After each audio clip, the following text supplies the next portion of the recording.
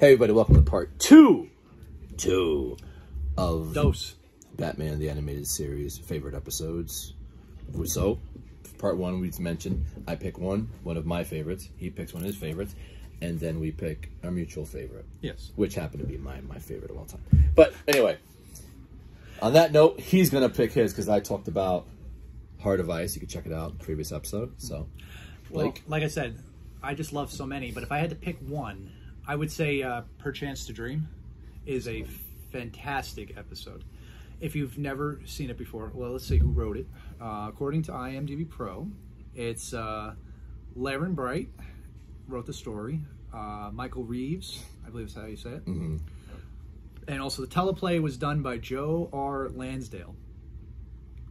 So give the writers credit because it was a phenomenal episode. It really was, yeah.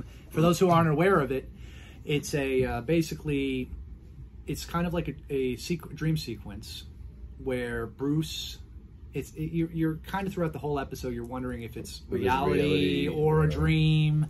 Like there's different hints towards the episode. Spoiler. But it's a reality where Bruce had everything that he always wanted. Yeah. His parents were alive. His he was married to Selena Kyle. Yeah. He had no it was all carefree.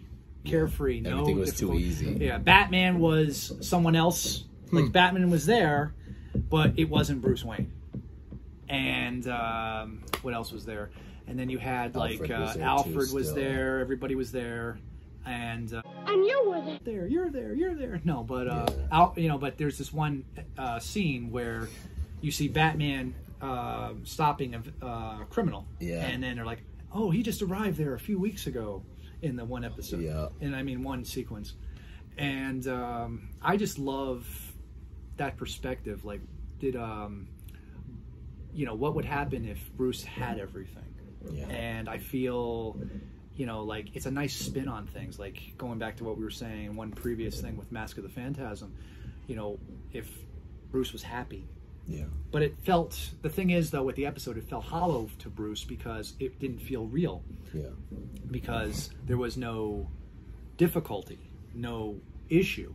So one of the key moments was, what is one thing that is always told in a dream is, you open up a book and there's no written words. You can't read the book. It's all mishmash. Yeah. So at the end, that's how Batman figured it out. Yeah, how he figured it out. It was a dream. And the one thing at the end was you find out it's the Mad Hatter who was manipulating the dream.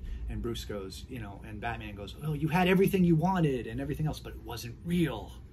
Yeah. And my favorite part at the end, when he was trying to prove that it's a dream, he goes over and he's like, you're in the bell tower and he's fighting Batman, and he goes over and you pull the mask off, it's the Mad Hatter, but Bruce and Batman. It's kind of like a symbolism of Batman fighting with himself in that way.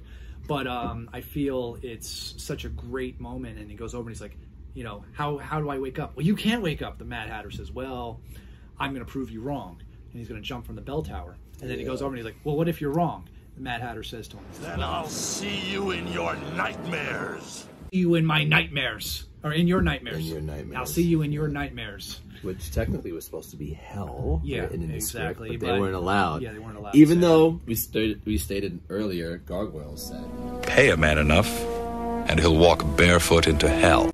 Pay a man enough, and he'll walk barefoot into hell. And I was like, oh, okay. Oh, bad word. But it's such a great episode, and I remember when I met Kevin Conroy, he said it was actually his favorite episode. Yeah, and I thought that was really cool. That out of all the episodes he voiced and worked on, that was actually one that stayed with him, and I could see why, because it was such a well-written episode, and it really has an emotional attachment as an audience member, and obviously the people who worked on it, and it had left such an impression. So that's what I think of Perchance to Dream. What are your thoughts? I like that episode too. It's kind of like, reminds me kind of like The Matrix. Like, do you remember part one. Was it part one? No, I think it was the part Reloaded? two, actually, Reloaded. Okay. When the, what was it, the vis-a-vis, the architect. Oh, yeah, the architect. Herr Popo, he was saying how The when they architect. made the Matrix perfect, that the humans just didn't. Like, they knew it wasn't real because they need conflict. So I remember thinking of, like, with that episode later on, because it obviously came out way before the Matrix. Yeah. Watching it again, I was like, interesting. But maybe if the book wasn't a thing, you're like, oh, I could read. Okay. Would Bruce would have still fought the system? I think so. Yeah. If it was, even if the book, I mean, honestly, it was for us to know it was a dream, and kind of like to kind of wrap it up real quick. You know what I mean? But I think at some point, I think that piece would have not worked well with Bruce, because of the trauma he hasn't dealt with, because of like him not, kind of like we went back to Mask of the Phantasm.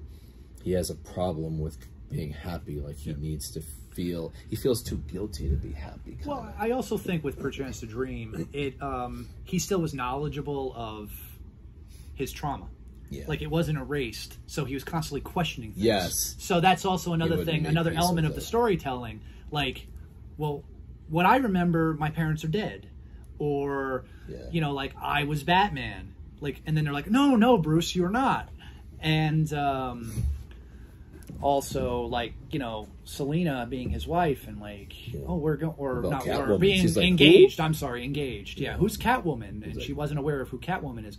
And I like the kind of like the quirkiness and the subtle reference to it. He's like, so what were you like with the whip and the skin tight vinyl or something? Or some kind of reference I remember. I don't remember the exact quote. Bruce but, knows what he likes. Yeah, hey. And I was thinking too, like with him jumping, he wasn't 100% sure.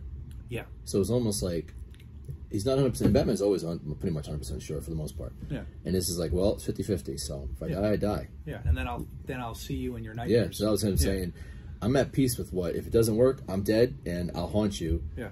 Versus like, well, if it works, I'll be back to normal. So that was interesting. I saw that aspect. Yeah. And I think it was very, and looking back on it, is very deep as far as a lot of themes in there, like man versus man, man within self, man with environment. You know, a lot of themes there, and constant struggles for the conflict with in the episode, which also made it very fascinating. So yeah, that was good. That was a good pick. Yeah, thank you. Yeah, we went all deep on that one. I know. Yes, emotional. So on that note, we're gonna go to the last one. Yep. And that's gonna be my all-time, just another my all-time favorite. Mutual my favorite. This is like the one that I watch all the time, and we'll say that in part 3. Yes. See you soon. 3. Look forward. 3.